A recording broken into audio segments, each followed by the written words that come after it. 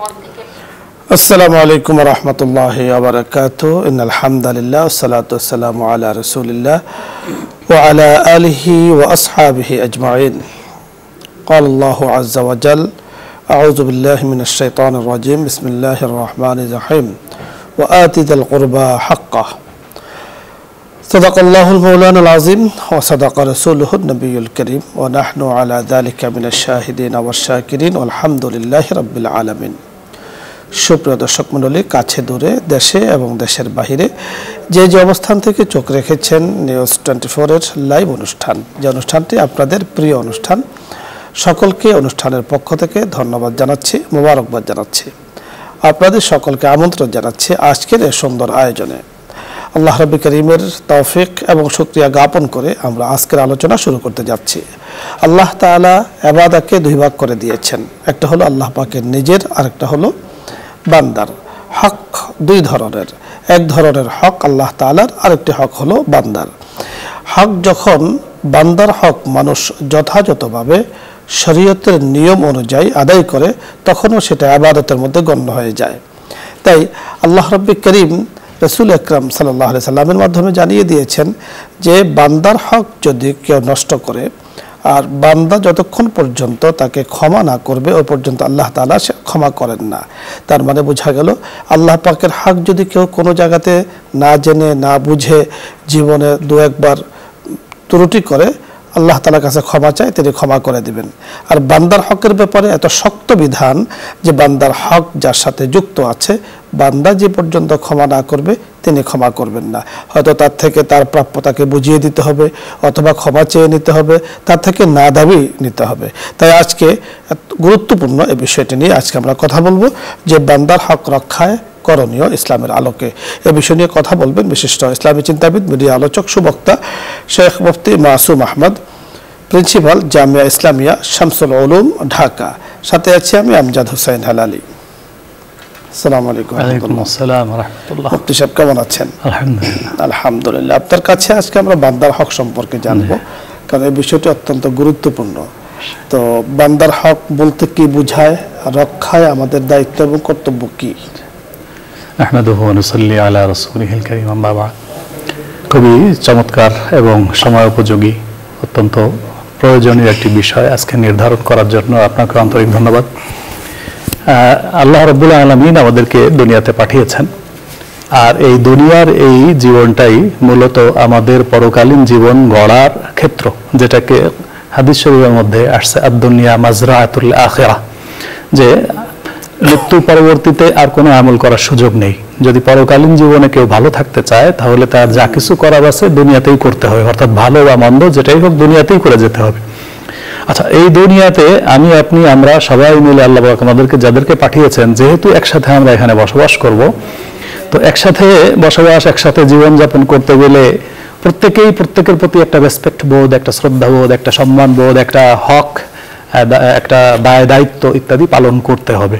না হলে কি হবে, এখানে যদি সবাই যার যার মতো করে চলতে চায়, তাহলে কোনো অবস্থাতেই এখানে একটা বসবাসের উপযোগী কোনো পরিবেশ থাকবে না। আল্লাহ রাব্বুল আলামিন এই জন্যই এই দুনিয়াতে যেন শান্তি শৃঙ্খলা সুন্দর এবং নিয়মতান্ত্রিক থাকে, বজায় থাকে, এই জন্য বান্দার হক এত গুরুত্ব দিয়েছেন।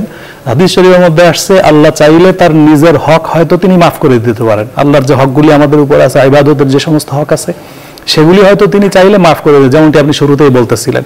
কিন্তু হুকুকুল ইবাদ যেটা, অর্থাৎ বান্দার সাথে সংশ্লিষ্ট হক, এইটা কোনো অবস্থাতেই যতক্ষণ পর্যন্ত যার হক বিনষ্ট করা হয়েছে সে যতক্ষণ পর্যন্ত ক্ষমা না করবে, অথবা যতক্ষণ পর্যন্ত তার হক আদায় করা না হবে, ততক্ষণ পর্যন্ত ক্ষমা পাওয়ার কোনো আশা নাই।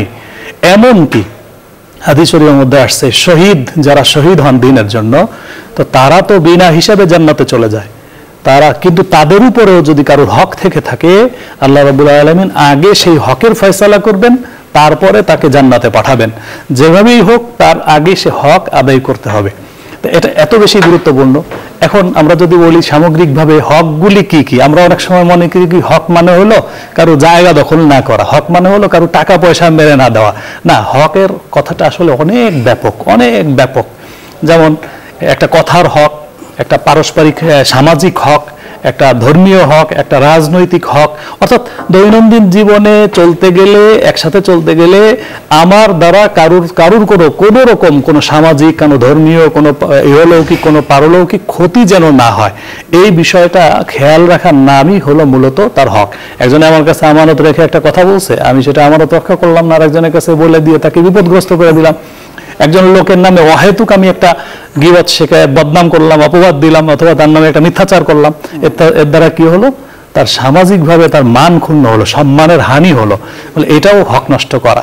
আর যদি সরাসরি টাকা পয়সা বা লেনদেনের প্রশ্নে যদি কারোর কোনো ক্ষতি আমি করি, অথবা যদি তার বাড়ি দখল, তার জায়গা দখল, জমি দখল, দোকানপাট দখল বা এই টাইপের, এমনিভাবে ওই লোকটা কোনো দোষ নাই, কোনো কিছুই নাই, দেখা গেল আমি তার একটা কোনো ক্ষতি করে দিলাম, তার শারীরিক ক্ষতি হতে পারে, তার মানসিক ক্ষতি হতে পারে, তার আর্থিক ক্ষতি হতে পারে, এগুলি সবই হকের সাথে সংশ্লিষ্ট। যদি কেউ আল্লাহর কাছে নাজাত পেতে চায়, তাহলে তাকে দুনিয়ার থেকে তার সেই হকের প্রশ্নে আগে তাকে পরিষ্কার হয়ে যাওয়া লাগবে।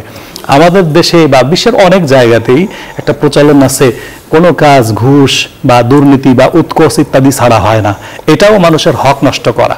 আবার যিনি কোনো একটা সুবিধা, কোনো ধরনের কোনো ঘুষ, সুদ বা ইত্যাদি বা উৎকোচ ইত্যাদির মাধ্যমে যদি কেউ কোনো পোস্ট পজিশন হাসিল করে, যেখানে আরো অন্য লোকও পাওয়ার মতো উপযুক্ত ছিল, সেও হয়তো উপযুক্ত, অন্য লোকও উপযুক্ত ছিল, কিন্তু সে সেখানে কি করলো? অতিরিক্ত টাকা পয়সা বা প্রভাব বিস্তার করে সেই পোস্ট বা পজিশনটা সে নিয়ে নিল। এক্ষেত্রে সে কি করলো? ন্যায্যভাবে সে তার পোস্ট পজিশন আনেনি, সে ভুল পথ বেছে নিয়ে সে অন্যদের হক নষ্ট করছে। স্বাভাবিক প্রক্রিয়াতে আসলে হয়তো সেই পজিশনটা সে নাও পেতে পারত। ময়দানে হাসরে এর প্রত্যেকটি হকের জন্য আল্লাহ রাব্বুল আলামিনের কাছে জবাব দিতে হবে। এমন পরিস্থিতি হবে, যতক্ষণ পর্যন্ত হকদার তার হক নিজ থেকে ক্ষমা না করবে, এমনকি সেটা যদি এক কানাকড়ি পরিমাণেরও হক হয়, যতক্ষণ পর্যন্ত সে তার হক না ছাড়বে, ততক্ষণ পর্যন্ত তার মুক্তির কোনো আশা। অর্থাৎ আল্লাহ রাব্বুল কারীম এই সিস্টেম রাখেননি, না রাখেন। আল্লাহ তাআলা চাইলে সবকিছুরই সিস্টেম করতে পারেন, অবশ্যই করতে পারেন, কিন্তু তিনি বান্দার হক যথাযথভাবে যেন আদায় হয়। কঠোরতার পরেও এই দুনিয়াতে যে আমরা বসবাস করি, তারপরেও মানুষের হকের অনেক ক্ষেত্রেই হক নষ্ট করে। আর এটা এত কঠিন করার কারণ কি? যাতে দুনিয়ার নিজাম, শৃঙ্খলা, পারস্পরিক শৃঙ্খলা যেন ঠিক থাকে। আপনি যথার্থ বলছিলেন। আপনার কাছে আমি একটি প্রশ্ন জানতে চাবো যে বৈষম্য বিরোধী ছাত্র আন্দোলনে এক শহীদের মা জানতে চেয়েছেন একটি বিষয়, যে এই সন্তানের মা যিনি শাহাদাত বরণ করেছেন, তো ওনাকে আল্লাহ তাআলা জান্নাতের আলা মাকাম দান করেন এবং দেশের জন্য জুলুমকে হটানোর জন্য কোনো ব্যক্তি যদি মারা যায়, তো নিঃসন্দেহে তিনি কিন্তু শহীদের মর্যাদা পান এবং শহীদ। তো উনি ওনার মা জানতে চেয়েছেন যে এই শহীদের মা আসর থেকে মাগরিব পর্যন্ত উনি কি কোনো খাবার গ্রহণ করবেন না, খাবার ত্যাগ করবেন, এই ধরনের কোনো বিধান কি শরীয়তে আছে নাকি? প্রথমে আমরা দোয়া করি আল্লাহ পাক তাকে জান্নাত নসিব করেন, এবং আরো যে সমস্ত ভাইয়েরা শহীদ হয়েছেন, আল্লাহ পাক তাদেরকে তাদের জীবনের ভুল ভ্রান্তিগুলি থাকলে মাফ করে দেন এবং তাদেরকে জান্নাতি হিসেবে কবুল করেন। এবং তারা যে আশা নিয়ে, যে উদ্দেশ্য নিয়ে তাদের জীবন উৎসর্গ করে গেছেন, এবং যারা আহত হয়েছেন, এরা যে আশা নিয়ে যে ভবিষ্যৎ একটা সুন্দর একটা দেশ, সুন্দর একটা সমাজ ব্যবস্থা প্রতিষ্ঠিত হবে, যেখানে সব মানুষের অধিকার সবাই ফিরে পাবে এবং সুন্দর একটা ইনসাফের বা ন্যায়ের একটা সমাজ ব্যবস্থা প্রতিষ্ঠিত হবে, তাদের সে আশা, তাদের সে তামান্না, এবং আমাদেরও একই তামান্না আল্লাহ পাক পূর্ণ করেন, সে দোয়া করি। যে প্রশ্নটি এখানে এসেছে যে শহীদের মা সে আসর থেকে মাগরিব পর্যন্ত কিছু খেতে পারবে কিনা, হয়তো উনি কারোর কাছে এরকম শুনেছেন যে এই সময়ে কিছু খাওয়া যায় না, এই কথাটি সঠিক নয়। উনি খেতে পারবেন, হ্যাঁ, তারও তো ছেলে শহীদ হয়ে গেছে, এই জন্য তার মন খারাপ থাকতে পারে, অনেক কিছু হতে পারে। আপনি যথার্থ বলেছেন, না খেয়ে থাকার কোনো সুরত, কোনো সিস্টেম শরীয়তে নেই। আপনি আসর থেকে মাগরিব পর্যন্ত সময় আপনি খেতে পারবেন আপনার ইচ্ছা মতে। অর্থাৎ সন্তানের জন্য এখন আপনার যে বিষয়টা, আপনার যে করণীয়, তা হলো আপনিও দোয়া করুন, আমরাও দোয়া করছি, এবং তারা যে উদ্দেশ্যে নিজেদের জীবনকে উৎসর্গ করেছেন, আল্লাহ পাক যেন সে উদ্দেশ্যকে কামিয়াবি দান করেন, এর জন্য আমরা সকলে দোয়া করছি। দর্শক মণ্ডলী, আজকে আমরা যে বিষয়গুলো নিয়ে কথা বলছিলাম, বান্দার হক যথাযথভাবে আদায় করা, ছাত্র যারা নিজেদের প্রাণ উৎসর্গ করেছেন, ওনারাও কিন্তু এই কাজটি করেছেন। প্রতিটি বান্দা যেন তার হক যথাযথভাবে পায়, তার অধিকার যেন যথাযথভাবে বুঝতে পারে, আল্লাহ পাক নাগরিক যেন নাগরিকের অধিকার পায়, এই জন্যই অনেকে আহত হয়েছেন, অনেকে নিহত হয়েছেন। আল্লাহ পাক সকলের জন্য খায়র কল্যাণের ফয়সালা করেন। তো বান্দার হক আল্লাহ পাক কঠিন বিধান রেখেছেন যে বান্দা যদি ক্ষমা না করে আল্লাহ পাক ক্ষমা করবেন না। এজন্য সব ধরনের জুলুম, নির্যাতন, নিপীড়ন থেকে দূরে থাকার পরিবেশ করা। আল্লাহ তাআলা আমাদেরকে সেই তৌফিক দান করুন। আলোচ্য বিষয় নিয়ে যদি আপনাদের কারো কিছু জানার অথবা বুঝার অথবা ইসলামের যে কোনো মাসলা মাসাইল যদি কোনো প্রশ্ন থাকে আপনি প্রশ্ন করতে পারেন, আমরা চেষ্টা করব কথা বলার জন্য। প্রথমে যিনি আছেন, আসসালামু আলাইকুম ওয়া রাহমাতুল্লাহ। দর্শক নাম বলে পরিচয় দিয়ে প্রশ্ন করুন। আসসালামু আলাইকুম হুজুর। ওয়া আলাইকুম আসসালাম ওয়া রাহমাতুল্লাহ। জি আমি উত্তর থেকে বিউটি বলছি। জি আর চারটা প্রশ্ন হুজুর। জি বলুন। হুজুর, যে আমার প্রথম প্রশ্ন হচ্ছে, আমার একটা মেয়ে বাবু হয়েছিল, ওই যে 8 মাস 13 দিনে পেটে মারা গেছে, ওর জন্য কি আমার জান্নাতে নিবে? জি। আর দ্বিতীয় প্রশ্ন হচ্ছে যে আমার শ্বশুর নামাজ কালাম কিছুই পড়ে না, সপ্তাহে একদিন নামাজ পড়ে। জি। আর 3 নম্বর প্রশ্ন হচ্ছে, হুজুর আমার স্বামী এত বদমেজাজি, ও কারণে অনেক রাগ করে। জি ধন্যবাদ। তো উনি রাগ করে বাসা থেকে আজকে চলে গেছে হুজুর। জি। তা আমার আম্মা একটা প্রশ্ন করবে হুজুর, একটু শুনেন। বলুন। আসসালামু আলাইকুম। ওয়া আলাইকুম আসসালাম ওয়া রাহমাতুল্লাহ। হুজুর, আমার প্রশ্ন ওই যে আমার ওই বড় ছেলের লেগে আমি অনেক বছর হয়েছে আমি একটা করছিলাম, খতম লইছিলাম ইউনুস নবী। তো এই খতমটা মনে করেন 2-3 বার পড়ছিলাম, কিছু কয়েক হাজার করে, আর পড়ি নাই। আমি কি 75,000 পড়লে হইব নাকি 100 লাখ পড়তে হবে হুজুর, এটা একটু বলে দিবেন। আপনাকে ধন্যবাদ। 4টি প্রশ্ন আপনি জানতে চেয়েছেন, অত্যন্ত গুরুত্বপূর্ণ বিষয়, পারিবারিক প্রশ্ন এবং আমলি প্রশ্ন। প্রথম যে প্রশ্নটি জানতে চেয়েছেন, 8 মাসের গর্ভস্থিত বাচ্চা, একটা বাচ্চি যে মারা গেছে সেখানেই পেটে, এরকম ক্ষেত্রে অনেক কষ্টের বিষয়। আসলে হাদিস শরীফের মধ্যে আসছে এই বাচ্চা আপনার জন্য সুপারিশ করবে, বাকি জান্নাতে নিয়ে যাবে এই গ্যারান্টি তো কেউ দিয়ে বলতে পারবে না কে জান্নাতি হবে কে জাহান্নামী হবে। বাকি এই বাচ্চারা দুনিয়াতে আসার আগেও যদি মারা যায় বা দুনিয়াতে আসার পরেও যদি মারা যায়, যখন তার ভিতরে হায়াত চলে আসছে, জীবন চলে আসছে, এরকম বাচ্চা চলে যাওয়াটা অনেক কষ্টকর। এর বিনিময়ে আল্লাহ পাক তাকে একটা সুপারিশের অধিকার তাকে দিবেন, মা বাবার জন্য সে সুপারিশ করবে, এবং হাদিসের মধ্যে আসছে মা বাবার জন্য সে উত্তম একটা প্রতিদান সে বয়ে আনবে ইনশাআল্লাহ। যথার্থ বলেছেন। শ্বশুর সম্পর্কে জানতে চেয়েছেন। নামাজ পড়ে, আমরা শুধু ব্যক্তি কেন্দ্রিক নয়, এই ধরনের অনেকেই আছে আমাদের সমাজে, অনেকেই আছেন যে শুধু শুক্রবারে অর্থাৎ জুমার নামাজটা পড়েন। এটা মন্দের ভালো এই হিসেবে যে একদম না পড়ার চাইতে মসজিদের সাথে, কিন্তু ওনাকে বুঝাইতে হবে আসলে নামাজ তো 5 ওয়াক্তই ফরজ, শুধুমাত্র সাপ্তাহিক নামাজ বা আনুষ্ঠানিকতা এটা কোনো মূল উদ্দেশ্য নয়। প্রতিদিন 5 ওয়াক্ত নামাজ ফরজ এবং বিতির, এগুলি ওনাকে অত্যন্ত গুরুত্ব সহকারে পড়তে হবে। তবে শুধু একদিন যায় এটা বলে তাকে হেয় করা বা ছোট করা এটা যাবে না, এটা তার মন নষ্ট হয়ে দেখা গেল একদিনও যাওয়া বাদ দিয়ে দিল, একেবারেই যাচ্ছে না, তাদের চেয়ে তিনি ভালো। আমরা আপনার শ্বশুরকে বলবো, শ্বশুর যদি অনুষ্ঠান দেখে থাকেন ওনার উদ্দেশ্যে বলবো যে আপনি নামাজ পড়ুন। 5 ওয়াক্ত নামাজ এত গুরুত্বপূর্ণ যে 5 ওয়াক্ত নামাজের যে সাজা আপনার আমার ভোগ করার মতো শক্তি নাই। যেহেতু শক্তি নাই সেহেতু আমরা আদায় করব আল্লাহ পাকের হুকুম, আর ঐচ্ছিক কোনো হুকুম নয়, অবধারিত জরুরি হুকুম। আল্লাহ পাক আমাদেরকে যথাযথভাবে আদায় করার তৌফিক দান করেন। স্বামী অত্যন্ত রাগী বলেছেন তো কোনো মাসআলা নয়, রাগকে হজম করার মতো অনেক আলোচনায় আমাদের অনুষ্ঠানে ইতিমধ্যে আমরা করেছি যে আপনার স্বামী অনেক রাগী। রাগের কারণ যদি আপনি বা পরিবারে কেউ হয়ে থাকে তাহলে সেটাকে দূর করা এবং স্বামীর জন্য দোয়া করা, আল্লাহ পাক যেন তার রাগকে কমিয়ে দেন। রাগ দমনের যে শরীয়তের পদ্ধতিগুলো আছে আপনার কাছে শুনবো। জি, একটা হলো রাগ যার হয় সে যদি সরাসরি প্রশ্ন করতো এরকম আমার বেশি রাগ হয়ে যায় আমি কি করব, তাহলে একরকম ছিল। আর এখানে আসলে আমি বুঝতে পারতেছি আপনার উপরে এটা কষ্টকর হয়ে যাচ্ছে যে আপনার স্বামী হয় কথায় নয় কথায় আপনার বক্তব্য মতে অহেতুক, তিনি রাগারাগি করেন, তিনি হয় এই প্রোগ্রাম শুনবেন কিনা জানি না, তবে আপনার যেটা করণীয় এটা বলে দেই, যার দ্বারা আশা করি তার রাগ আস্তে আস্তে নিয়ন্ত্রিত হবে। আর অনেক কঠিন থেকে কঠিন রাগান্বিত মানুষও আস্তে আস্তে সমাধান হয় এই আমলগুলির দ্বারা। আপনার স্বামী যখন অনেক বেশি রেগে যায়, কোনো অবস্থাতেই সেইখানে তার সাথে কোনোভাবে কথা কাটাকাটি মধ্যে না যাওয়া। দ্বিতীয় নম্বর, খুব বেশি পরিমাণে দুরূদ শরীফ পাঠ করতে থাকা, যদি সম্ভব হয় তাহলে তাকে শুনিয়ে দুরূদ শরীফ পাঠ করা। কেন দুরূদ শরীফ যেখানে পাঠ করা হয় সেখানে সরাসরি আল্লাহর রহমত নাজিল হয়, আর আল্লাহর রহমত নাজিল হলে এটা আপনার উপরে হবে, আপনার স্বামীর উপরে হবে, তখন ইনশাআল্লাহ তার রাগের বিপরীত হলো রহমত।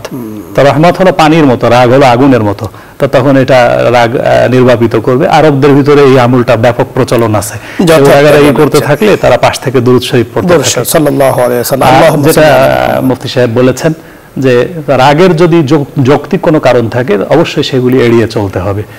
আর সবর, ধৈর্য ধারণ করা, এখন যদি সে আপনার সাথে একটু রাগারাগি করে আরো হয়তো হয়, আপনি একটু ধৈর্য সবর ধারণ করার মাধ্যমে আল্লাহ পাক আপনাকেও উত্তম প্রতিদান দিবেন। জি, ওনার আম্মা জানতে চেয়েছেন খতমে ইউনূস সম্ভবত পড়েছেন সন্তানের জন্য, তো উনি কয়েকবারে পড়েছেন, এখন পরিমাণ কতটুকু হয়েছে জানা নেই, 100 লক্ষ বারে পড়তে হবে কিনা। এটা একটা আসলে কোন অবধারিত কোনো বিষয় না, এটা একটা অভিজ্ঞতার আলোকে একটা সংখ্যা। যদি এর চাইতে কেউ বেশি পড়ে তাতেও যেমন কোনো ক্ষতি নাই, কিছু যদি কমও থাকে তাতেও বিশেষ কোনো ক্ষতি নাই, আপনি পড়তে থাকবেন ইনশাআল্লাহ। এটা বেশি মাত্রায় পাঠ করলে আপনার যে উদ্দেশ্য নিয়ে আপনি এই আমলটি করতেছেন আল্লাহ চাহে তো ইনশাআল্লাহ পূর্ণ হবে। আপনি যথার্থ বলেছেন। আমরা পরবর্তী দর্শকের কথা শুনবো। জি, আসসালামু আলাইকুম ওয়া রাহমাতুল্লাহ। ওয়ালাইকুম আসসালাম ওয়া রাহমাতুল্লাহ। আমার বলা ছিল যে 17 পারায় আপনি শেষ সিজদাটা আমার যে লেখা আছে তালিবা শফিওর সাথে সিজদা, এটা একটু জানতে চাইছিলাম আমি। আমরা আপনাকে জানিয়ে দিচ্ছি, আপনি শুনতে থাকুন। বুঝতে পেরেছেন? 17 নম্বর পারা দুটো সিজদা, জি, একটা হলো প্রথমে আছে আর একটা হলো শেষ সিজদা। তো সেটা তো আমরা দেই না হানাফি মাযহাব অনুযায়ী। সিজদা হলো সর্বমোট 15টি কোরআনে আছে, কিন্তু আমরা দেই 14টি। একটি যেটা আপনি বলেছেন ওই সিজদাটি হানাফি মাযহাব অনুযায়ী সিজদাতে দেওয়ার কোনো প্রয়োজন নেই। আপনি বুঝতে পেরেছেন? এই সিজদাটি দেওয়া হয়েছে অন্যান্য মাযহাবে, এই সিজদাটাকে দেওয়া হয়, হানাফি মাযহাব অনুযায়ী এই সিজদাকে দেয় না। আশা করছি আপনি বুঝতে পেরেছেন। পরবর্তী দর্শকের কথা আমরা শুনবো। জি, আসসালামু আলাইকুম ওয়া রাহমাতুল্লাহ। ওয়ালাইকুম আসসালাম ওয়া রাহমাতুল্লাহ। আপনি প্রশ্ন করুন। জি, আলহামদুলিল্লাহ, আল্লাহ তাআলা ভালো রাখেন। আমি সাতপুর থেকে পারু বলছি। জি, বলুন। হুজুর, মানে নফল মানে তাহাজ্জুদ নামাজে মানে শুনছি এক হুজুরে বলছিল যে সিজদায় যায় 10 বার রব্বানা আতিনা ফিদ দুনিয়া হাসানাতা পড়তে হয়, তারপরে দোয়া করলে নাকি আল্লাহ দোয়া কবুল করে। হুজুর, এটা কতটুকু সত্য? আমরা আলোচনা করছি, আপনি শুনতে থাকুন। জি, আপনি শুনেছেন, এটা তো ব্যক্তিগত আমলের একটা বিষয়, এরকম কোনো বাধ্যবাধকতা নাই, আপনি চাইলে পড়তে পারেন। আর অভিজ্ঞতার বিষয়, কেউ এরকম আমল করে দেখছে যে তার দোয়া কবুল হয়েছে, এই জন্য কেউ বলছেন, কিন্তু এটা হাদিস কোরআনে নির্দিষ্ট কোনো কথা নয়। নফল নামাজ আপনি আদায় করতে পারেন, করাটা ভালো, আপনার নিয়মিত আদায় করতে পারেন, বাট আপনাকে অবশ্যই খেয়াল রাখতে হবে যে তাহাজ্জুদের নামাজের মধ্যে রাব্বানা আতিনা বা যা বলেছেন সেগুলো না পড়লে তাহাজ্জুদ হবে না, এরকম নয়। নামাজের যে নির্দিষ্ট নিয়ম আছে, দোয়া আছে, সেগুলো হলে হয়ে যাবে। ঐচ্ছিক আপনি যেটা পড়তে চান নফল নামাজ যেহেতু সুযোগ আছে। আমরা পরবর্তী দর্শকের কথা শুনবো। জি, আসসালামু আলাইকুম ওয়া রাহমাতুল্লাহ।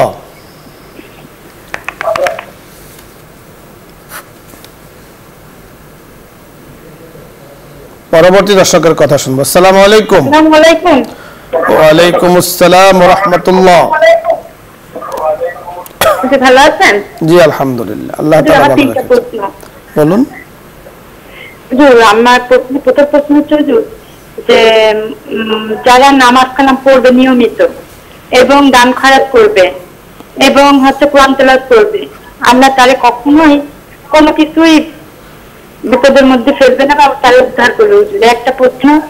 আর একটা প্রশ্ন হুজুর, আমি একটু দলদারি করি হুজুর, সেখানে আমি পর্দার সাথে যাই, সেখানে পর্দার সাথে আমি তাদের সাথে মিটিং করি, এটা কি হুজুর আমার পাপ? আরেকটা হুজুর, আমি একটু ঋণে আছি, তা আমার স্বামী দিতে চাই না, আমাকে বলে যে আত্মহত্যা করতে হুজুর, এটা আমার খুব মানে লাগে। সে আমার সবসময় এইভাবে আমার সাথে রিয়াক্ট করে এবং আমাকে যা তা করে গালাগালাজ করে। আমরা বুঝতে পেরেছি, ধন্যবাদ। আপনি চমৎকার প্রশ্ন জানতে চেয়েছেন। প্রথম যে প্রশ্নটি বুঝতে পেরেছেন, ওনার প্রশ্ন হলো যারা নিয়মিত নামাজ কালাম পড়ে, শরীয়তের হুকুম মানে, তাদের উপরে বিপদ আসে না, এই কথাটা ঠিক কিনা? না, এইখানে একটা কথা আছে, আমরা সবসময় বিপদ মানে বলতে যেটা বুঝি সবসময় সেটা বিপদ নয়। বিপদ মানে ক্ষতিকর কোনো কিছু। কখনো কখনো দুনিয়াতে কিছু পরীক্ষাও আসে, হ্যাঁ, যেটাকে আমরা অনেক সময় বিপদ আমাদের ভাষাতে বিপদ মনে করে থাকি। তা দুনিয়াতে যারা আল্লাহর হক আদায় করে, নামাজ কালাম পড়ে, যথারীতি আল্লাহর যত হক আছে সেগুলি আদায় করে, বান্দার হক আদায় করে, এরপরেও যদি দেখা যায় সে ব্যক্তিটা বড় কোনো পাপের মধ্যে সে কখনোই যায় না। মানুষ তো পাপ মুক্ত না, কিন্তু বড় কোনো পাপে সে যায় না, ছোটখাটো পাপ হইলে তওবা করে ফেলে। এরকম ক্ষেত্রেও যদি তার উপরে দেখা যায় কোনো অসুস্থতা, অন্যান্য বিপদ আপদ আসে, তাহলে এইটা বিপদ আপদ নয়, এটা মূলত একটা পরীক্ষার মধ্য দিয়ে যায়। সেই পরীক্ষাটা আল্লাহ রাব্বুল আলামিন নেন। ওই পরীক্ষায় উত্তীর্ণ হওয়ার সুবাদে আল্লাহ পাক তাকে আরো বেশি মর্যাদাশীল করে দেন। আপনি যথার্থ বলেছেন। দেখুন, আমি এই প্রশ্নে একটু অ্যাড করতে চাই যে বিপদ আপদ আল্লাহ তাআলা কাকে কেন দেন সেটা উনি ভালো জানেন। অনেক সময় বিপদও রহমত হয়, যে দুনিয়াবি বালা মুসিবত আমাদের কাছে মনে হয় যা বিশাল কিছু, কিন্তু পরকালে যখন কঠিন বালা মুসিবতে আসবে তখন আপনি দেখবেন যে আপনি দোয়া, আপনার কালাম, নামাজ ইত্যাদির ফলাফল সেখানে আপনি সরাসরি পেয়ে যাবেন। তখন আপনি বলবেন দুনিয়াতে আরো যদি বেশি বিপদ হতো, একটা দোয়াও কবুল না হতো, সবগুলো পরকালে পেতাম, তাহলে কত ভালো হতো। তো আল্লাহ রাব্বে কারীম যখন আমাদেরকে আলহামদুলিল্লাহ যেভাবে রাখেন, আল্লাহ পাকে শুকরিয়া আদায় করা। আমাদের দৃষ্টিতে মনে হয় যে আমি তো অনেক নামাজ পড়ি, অনেক তেলাওয়াত করি, অনেক জিকির করি, আমার কাছে মুখ কেন? এবং অনেকে বলে থাকে, দেখুন আমার আপনার থেকে লক্ষ লক্ষ মানে তুলনাহীন আম্বিয়া কেরাম আলাইহিস সালামের জীবনে ছিল। রাসূল তো বলেছেন আসাদুল বালাই আলাল আম্বিয়া, সবচেয়ে বালা মুসিবত নবীদের উপরে, এরপরে সুম্মাল আমসাল ফাল আমসাল, তাদের উপরে। তা ওনাদের তো কোনো গুনাহই ছিল না। আল্লাহ তাআলা অনেক সময় অনেক কিছু আল্লাহ পাকের হিকমা, সেটা আল্লাহ তাআলা দিয়ে থাকেন, একটা দিয়ে আরেকটা করে থাকেন। আপনি কি যেন কাজ করেন, পর্দার সাথে রাজনীতি করেন বোধহয়, দল করেন আর কি, তাই বললেন, এবং সেখানে মিছিল মিটিং এ অংশগ্রহণ করেন। ওই পর্দার সাথেই যান, যেতে পারবেন কিনা এটা ওনার প্রশ্ন ছিল। দেখেন, পর্দার তাৎপর্যটা আমাদের বুঝতে হবে, আমরা অনেক সময় বুঝি না। পর্দার অর্থই হলো যে ভিন পুরুষের টাচে না যাওয়া, এটা হলো মূল কথা। একজনে যদি তার নিজের বাড়িতে থাকে, সে যদি বোরকা টোরকা নাও পরে কোনো অসুবিধা নেই, কারণ সে ভিন পুরুষের টাচে নাই। আর বোরকা পরলো বা ইত্যাদি করলো, একেবারে অতি প্রয়োজনীয় এই ছাড়া অন্য পুরুষের টাচে গেল বা অন্য পুরুষ তাকে কোনোভাবে তার কাছাকাছি হওয়ার সুযোগ নিয়ে নিল, এরকম ক্ষেত্র তৈরি করা, এই সমস্ত ক্ষেত্র থেকে অবশ্যই নিজেকে দূরে রাখতে হবে। আপনি যথার্থ বলেছেন। এবং পর্দাকে অর্থাৎ শরীয়তের হুকুম মনে হচ্ছে যে আপনি জানেন কিছুটা, তা আপনি যতটুকু বোঝেন শরীয়তের কোনো জায়গাতে কোনো হুকুম যেন লঙ্ঘন না হয়, এভাবে কিন্তু আপনাকে অবশ্যই মানে 100% মিয়াফিল মিয়া খেয়াল রাখতে হবে। এরপরে বিষয় হলো মিছিল মিটিং এর যে বিষয়টা আসছে, এরকম ক্ষেত্রে অনেক সময় অনাকাঙ্ক্ষিত ঘটনা ঘটে। অনেক সময় বিরোধীরা হট্টগোল শুরু করলো, সহিংসতা হইতে পারে, সেরকম পরিস্থিতি আমরা বুঝতে পেরেছি। তৃতীয় আরেকটি প্রশ্ন তৈরি করেছেন যে ওই একই উত্তর, যে স্বামী খুব রাগারাগি করেন এবং স্বামী ওনাকে সম্ভবত এইভাবে বের হতে গালিগালাজ করেন না, বকাঝকা করেন। তো এই ব্যাপারে আমরা আপনাকে যেটা পরামর্শ দিতে চাই, এটা তো আসলে মাসআলা নয়, আপনার সংসারটাকে সুখের করা এটা কিন্তু আপনারও দায়িত্ব, স্বামীরও দায়িত্ব। জি, অবশ্যই। তো স্বামী নারাজ হয় এমন কিছু করা উচিত নয়। উভয়জনে পরামর্শ করে সংসারের জন্য যেটা ভালো হয় সেটাই করা। তবে আপনাকে মনে রাখতে হবে, স্বামী যদি শরীয়তের বিরোধী কোনো হুকুম আপনাকে দেয়, সেটা পালন করা আপনার জন্য জরুরি নয়। কিন্তু শরীয়তের ভেতরে শরীয়ত, সংসার বা এভরিথিং, সকল কিছুকে সুষ্ঠুভাবে শৃঙ্খলার সাথে পরিচালনা করার জন্য একে অপরের সহায়ক, পরিপূরক, এই বিষয়গুলোকে মেনে চলা। আমরা পরবর্তী দর্শকের কথা শুনবো। জি, আসসালামু আলাইকুম ওয়া রাহমাতুল্লাহ।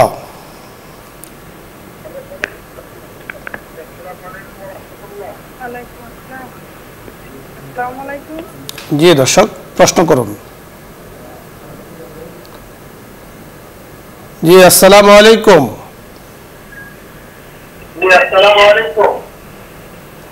দর্শক শুনতে পেয়েছেন, প্রশ্ন করুন।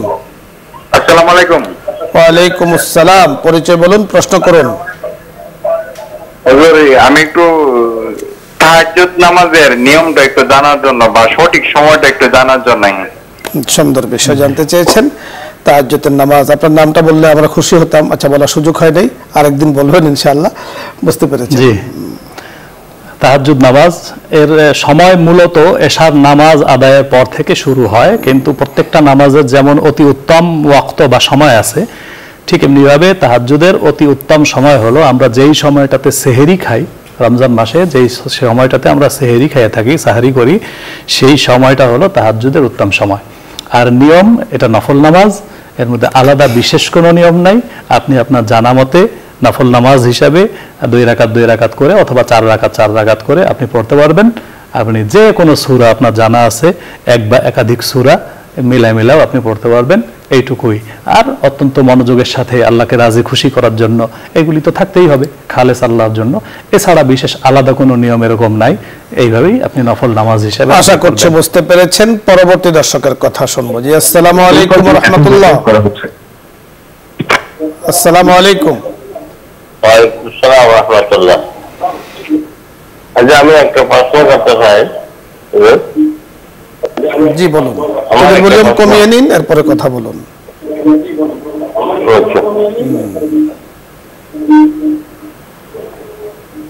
আমার প্রশ্ন হলো,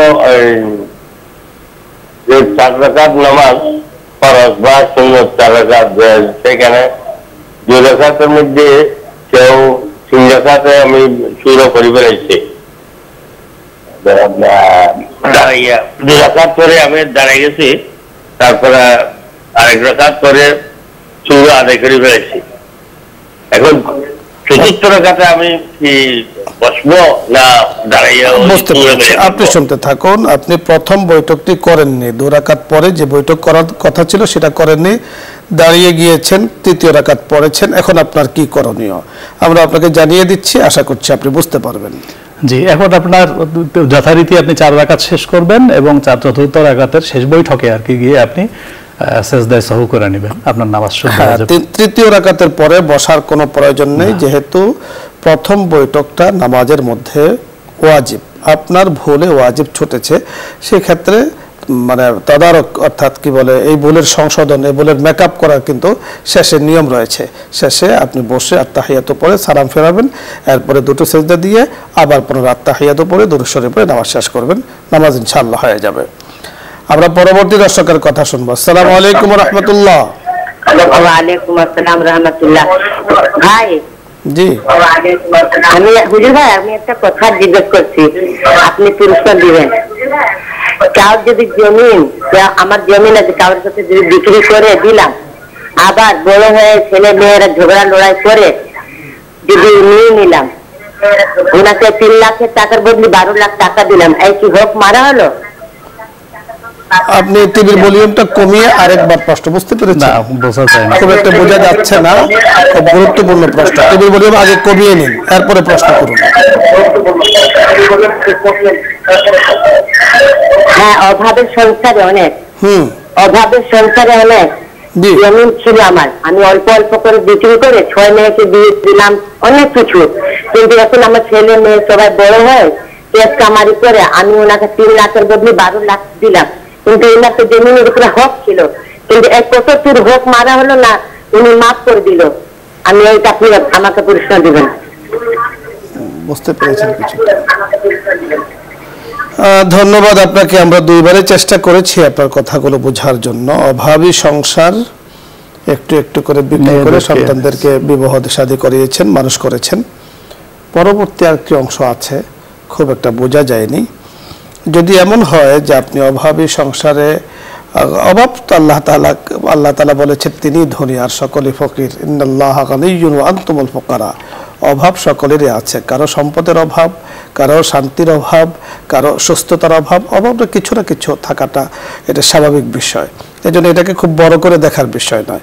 আপনার মাসআলাটা যদি এমন হয় যে আপনি জমিন বিক্রি করেছেন, সন্তানদেরকে এরপরে দিয়েছেন, অল্প অল্প করে বিক্রি করে ওদেরকে মানুষ করেছেন, পড়াশোনা করিয়েছেন, বিবাহ শাদী দিয়েছেন, করিয়েছেন, পরবর্তীতে এই সন্তানরা যদি ওই সম্পদটাকে আবার যাদের কাছে বিক্রি করেছে তাদের দিকে কিনে নিয়ে আসে, এই ধরনের কিছু 12 লক্ষ টাকা দিয়ে 12 লক্ষ টাকা দিয়ে হয়তো উনি বিক্রি করেছেন কম দামে, ওরা বেশি দামে ক্রয় করেছে, এতে তো সমস্যা না, এতে কোনো সমস্যা নেই, দুই পক্ষের সম্মতিতে হলে কোনো সমস্যা নেই। জি, আমরা পরবর্তী দর্শকের কথা শুনবো। জি, আসসালামু আলাইকুম ওয়া রাহমাতুল্লাহ।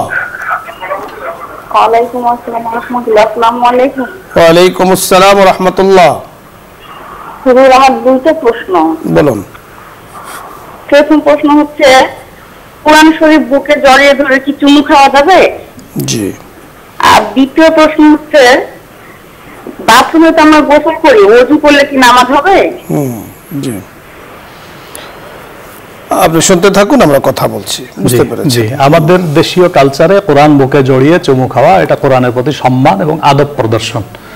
যেই সমাজ ব্যবস্থাতে আদব সম্মান প্রদর্শনের বৈধ যে সমস্ত পদ্ধতিগুলি চালু থাকে সেগুলি সব করা যায়, কোনো অসুবিধা নাই।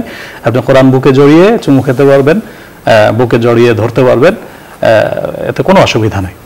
দ্বিতীয় যে প্রশ্নটি আপনি করেছেন যে বাথরুমের মধ্যে যদি ওযু করেন তাহলে ওযু হবে কিনা, হ্যাঁ ওযু হবে। বাথরুমের নোংরা ইত্যাদি সিটে যদি গায়ে লাগার কোনো রকম আশঙ্কা না থাকে, সাধারণত থাকে না, সিস্টেমে এরকম থাকে, তবে বাথরুমের মধ্যে ওযু করলে ওযুর যে দোয়া কালামগুলি আছে, টয়লেট একসাথে যদি মেলানো হয় তাহলে সেক্ষেত্রে দোয়া কালামগুলি পাঠ থেকে বিরত থাকতে হবে, আর এমনিতে কোনো সমস্যা নাই, ওযু হয়ে যাবে। আমরা পরবর্তী দর্শকের কথা শুনবো। জি, আসসালামু আলাইকুম ওয়া রাহমাতুল্লাহ। আসসালামু আলাইকুম। ওয়া আলাইকুম আসসালাম। আপনি প্রশ্ন করুন। হুজুরের কাছে একটা প্রশ্ন। আমরা আমার দাদার কোনো সম্পত্তি নাই, আমার বাবার কেনা সম্পত্তির ভাগ কি আমার ফুফুরা বা ফুফাতো ভাই বোনেরা ওনারা পাবেন কিনা? বুঝতে পেরেছি, ধন্যবাদ আপনাকে, আপনি শুনতে থাকুন, আমরা বলছি। বুঝতে পেরেছেন? হ্যাঁ, বুঝতে পেরেছি প্রশ্নটা। ওনার বাবার কেনা সম্পত্তির ভাগ ফুফু চাচারা পাবে কিনা, দাদার কোনো সম্পত্তি নাই। এক্ষেত্রে অনেক একটু বিস্তৃত বিষয়, তো আপনি কি আপনার বাবার একমাত্র মেয়ে কিনা, অথবা আপনারা যদি অন্য আপনার বাবার সন্তান থাকে শুধুই মেয়ে কিনা, যদি আপনার সাথে আপনার ভাই থাকে, অর্থাৎ আপনি ভাই বোন মিলে আপনার বাবার সন্তানের মধ্যে যদি ছেলে মেয়ে উভয়টা থাকে, তাহলে ফুপুরা চাচারা পাওয়ার কোনো সম্ভাবনা নাই। কিন্তু যদি এরকম হয় যে আপনার বাবার সন্তান হিসেবে শুধু মেয়ে, আপনি একাও হতে পারেন বা একাধিকও হতে পারেন, তাহলে সেক্ষেত্রে শরিয়া বিচার অনুযায়ী একটা অংশ, আপনার বাবার সম্পত্তির একটা অংশ আপনার চাচা ফুফুরা পেতে পারে। এক্ষেত্রে সার্বিক পরিস্থিতি বিষয়টি বিস্তারিত কাগজে লিখে আপনাদের আশেপাশে যে সমস্ত ফতোয়া বিভাগ আছে সেখানে যোগাযোগ করতে হবে। আশা করছি বুঝতে পেরেছেন। পরবর্তী দর্শকের কথা শুনবো। জি, আসসালামু আলাইকুম ওয়া রাহমাতুল্লাহ।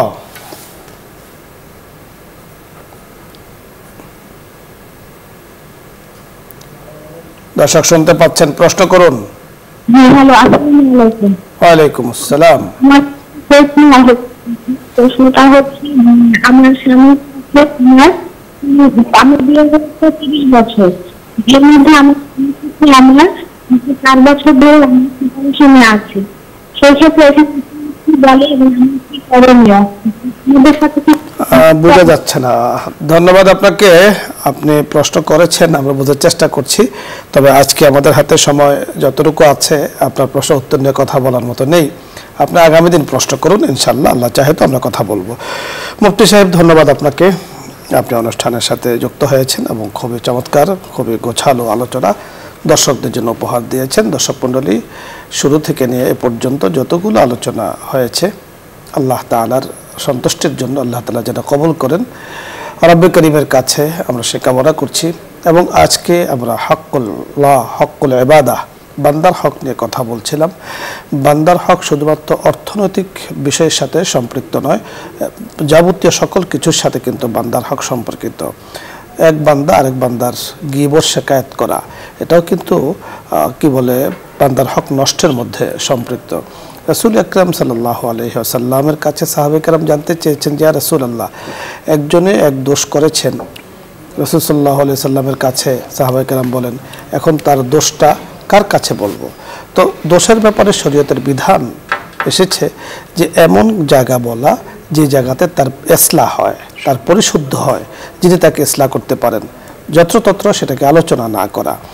আর যদি আলোচনার বাস কোনো দোষ নেই, খামাখাই আপনি তার ব্যাপারে আলোচনা করলেন, তাহলে এটা গীবত শিকায়াতের মধ্যে পড়ে যায়। তো এই জন্য আল্লাহ তাআলা আমাদের রাসূল আকরাম সাল্লাল্লাহু আলাইহি সাল্লামের মাধ্যমে আমাদের জন্য পরিপূর্ণ শরীয়ত রেখে দিয়েছেন। আমাদের জানা দরকার, বোঝা দরকার। সেই জানা বোঝার জন্যই কিন্তু মাসলা মাসাইল এই প্রোগ্রাম প্রতিদিন হয়ে থাকে। আপনাদের সকলের প্রতি দ্বীনি দাওয়াত রইল। আপনারা অনুষ্ঠান দেখেন, পছন্দ করেন, ভালোবাসেন, আরও দেখবেন, অংশগ্রহণ করবেন এই আশাবাদ ব্যক্ত করে আজকের মতো বিদায় নিচ্ছি। আসসালামু আলাইকুম ওয়া রাহমাতুল্লাহি ওয়া বারাকাতুহু। দোয়া হবে, দরুদ ইস্তেগফার পাঠ করি। اللهم صل على محمد وعلى آل محمد كما صليت على إبراهيم وعلى آل إبراهيم إنك حميد مجيد اللهم بارك على محمد وعلى آل محمد كما باركت على إبراهيم وعلى آل إبراهيم إنك حميد مجيد أستغفر الله ربي من كل ذنب وأتوب إليه لا حول ولا قوة إلا بالله العلي العظيم.